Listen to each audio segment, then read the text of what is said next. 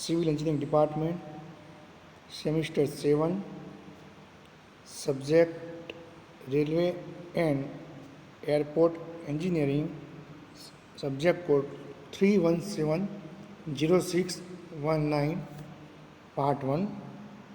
આજે આપણે મિત્રો રેલવે એન્જિનિયરિંગ વિશે આપણે જાણીશું.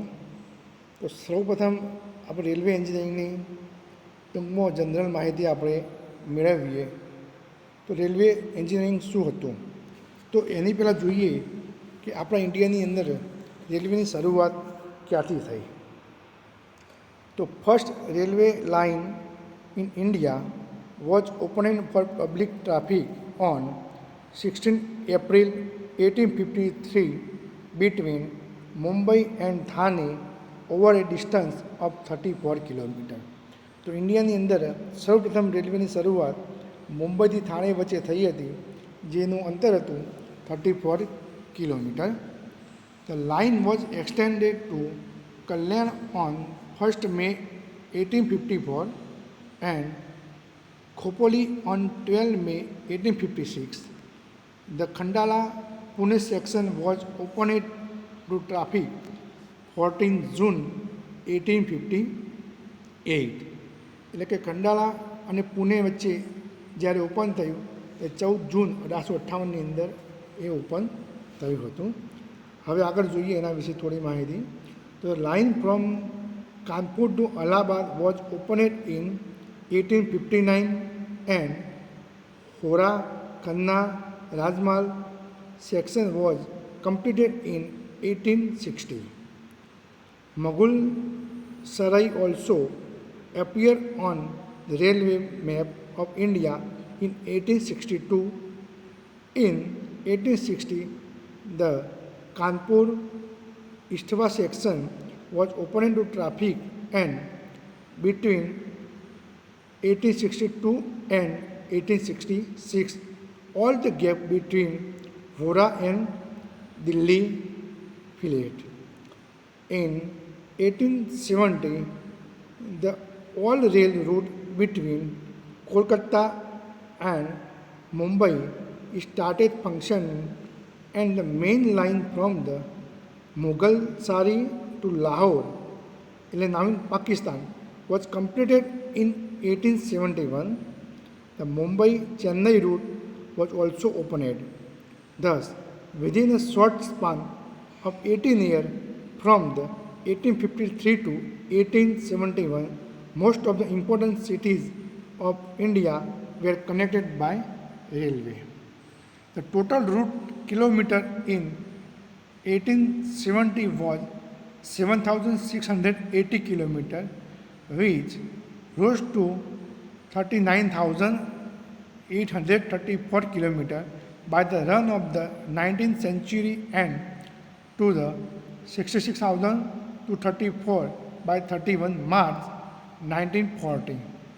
As on 15 August 1947, Indian Railway consisted of the 65,270 kilometers, out of which 10,523 kilometers went to Pakistan, leaving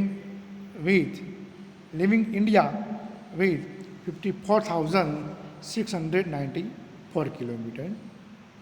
હવે આપણે જોઈશું કે પરમેનન્ટ વે, જે રેલવે બનાવવા માટે આપણે જે પરમેનન્ટ વેની જરૂર પડે એ કયા કયા પરમેનન્ટ વે જે રેલવેની અંદર આપણે ઉપયોગ થતા હોય છે.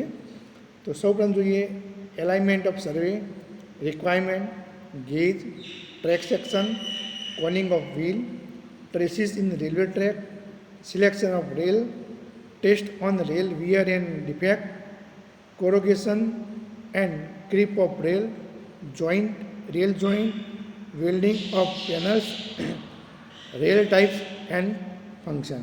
એમાંથી આજે આપણે કોનિંગ ઓફ વ્હીલ સુધી આ વિડીયો લેક્ચરની અંદર આપણે અભ્યાસ કરીશું. તો સૌપ્રથમ જોઈએ આપણે પરમેનન્ટ વે. તો પરમેનન્ટ વે એટલે કે આ જે આપણને સેક્શન દેખાય છે આની અંદર, આને કહેવાય પરમેનન્ટ વે કહેવામાં આવે છે. આપણે તો જોઈએ આપણે સૌપ્રથમ એની ડેફિનેશન. તો combination of rail fitted on sleeper with the help of flexor and fastening and resting on ballast and subgrade is called railway track or permanent way. તો આપણે એમાં જોઈએ તો સૌથી પહેલાં આ જે બતાવવામાં આવે છે આને રેલ કહેવામાં આવે છે.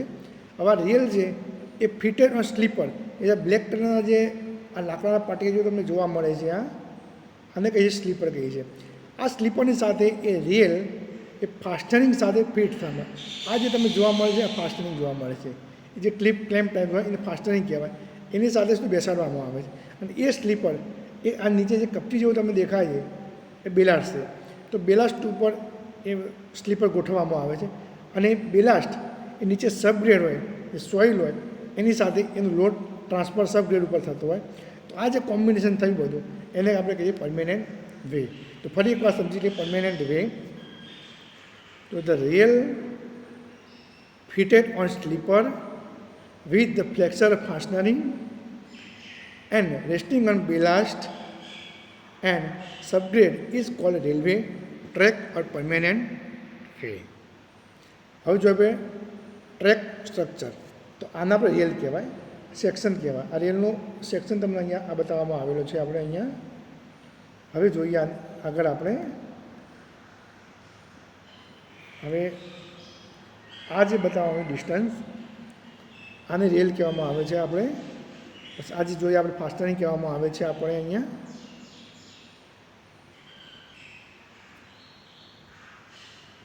એના પછી આ જે ડિસ્ટન્સ, ઇનર ડિસ્ટન્સ અહીંથી અહીં સુધીનું, એને રેલ ગેજ કહેવામાં આવે. આપણે જેમ narrow gauge, metre gauge, broad gauge એ આગળ આવશે આપણે ભણવાનું, તો એને ગેજ કહેવામાં આવે છે.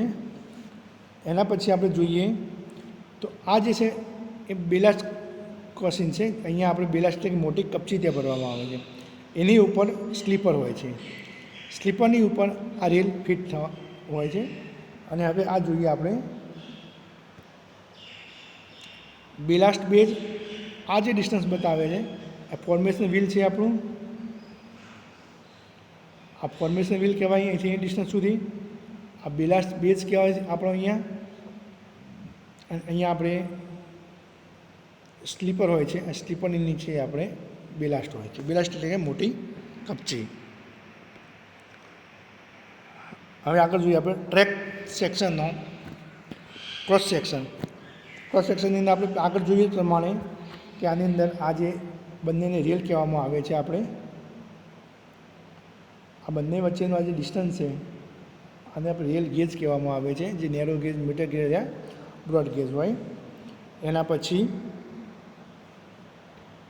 આપણે જોઈએ તો અહીંયા બેલાસ્ટની નીચે આપણે બેલાસ્ટની ઉપર જે સ્લીપર ગોઠવવામાં આવતા હોય છે.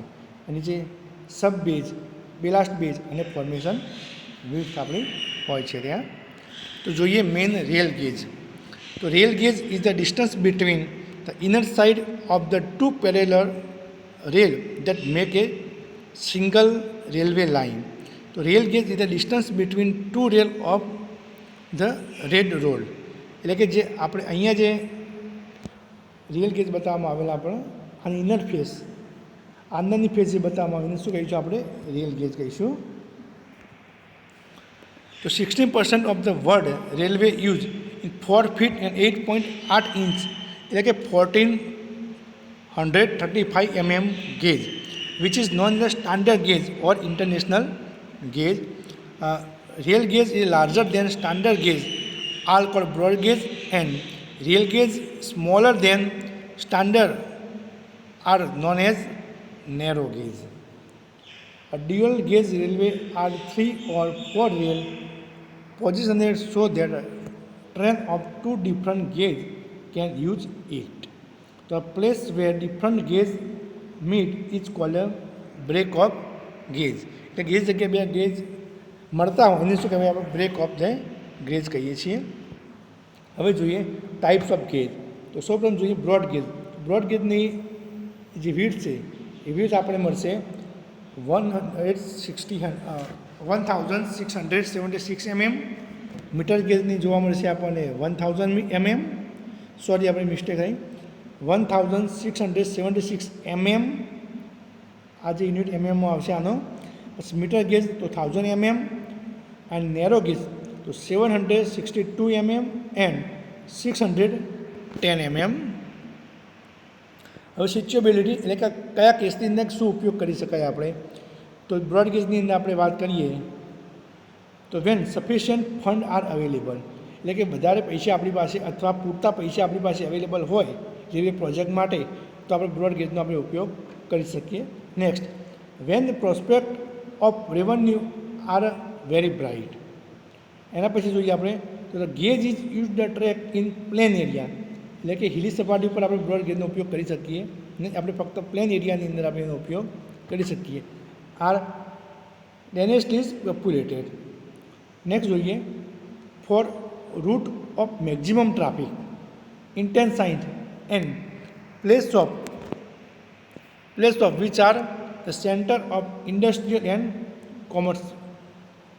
નેક્સ્ટ જોઈએ આપણે સ્વિચેબલ ફોર હાઈ સ્પીડ, વધારે સ્પીડનો આપણે ઉપયોગ કરવો હોય તો બ્રોડ ગેજનો આપણે ઉપયોગ કરી શકીએ. Then meter gauge. તો મીટર ગેજની અંદર સેમ, ફક્ત આપણે એની અંદર શું થશે, જે width of gauge A width of gauge આપણે ચેન્જ થશે. આની અંદર 1000 mm વિડ્થ ઓફ ગેજ આપણે ઉપયોગ કરી શકીએ. બીજું સ્વિચેબિલિટીને જોઈએ તો fund are available for railway project. Then traffic is efficient and moderate when the prospect of revenue is not very high and gauge is used to track in underdeveloped area. Same as narrow ગેજની અંદર પણ આપણે જોઈએ એની અંદર તો જે length હતી એ લેન્થ એની આપણી ચેન્જ થશે. Then narrow gauge is used in Britain, South Africa and 10% of Indian railway track have been laid to this gauge.